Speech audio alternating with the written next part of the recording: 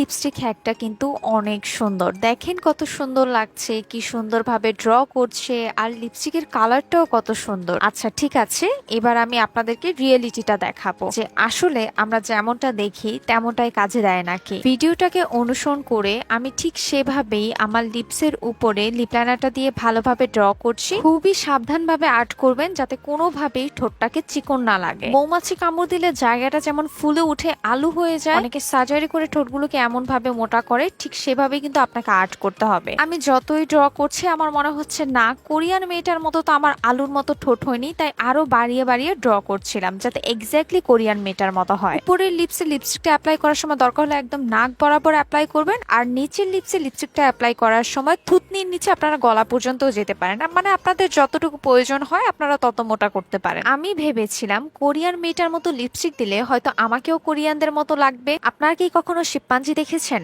ওদের পুরো ফেসের মধ্যে নাক আর এই ঠোঁটের কাজটা অনেক বেশি হাইলাইট হয়ে থাকে না? এই হ্যাকটা ট্রাই করার পর আমার নিজের কাছে নিজেকে শিম্পাঞ্জির মতো মনে হচ্ছিল। আমাকে জাস্ট আপনারা বলেন, এটা কি কোনো লিপস্টিক হ্যাকের কাতারে পড়ে? এইভাবে কি লিপস্টিক অ্যাপ্লাই করে কেউ কখনো বাইরে যেতে পারবে? আমি বুঝি না কোরিয়ানরা কি ভেবেছে এই ধরনের লিপস্টিক হ্যাক বের করে। প্রথমেই কথাগুলো শুনে হয়তো ভাবছেন আপু কি আবুল তাবুল বলছে, এটা নাকি সুন্দর লিপস্টিক হ্যাক। আপনাদেরকে জাস্ট একটু এন্টারটেইন করতে হ্যাকটি ট্রাই করলাম। Don't try. নতুন আরো ভিডিও পেতে আমার পেজটি ফলো করবেন। টাটা।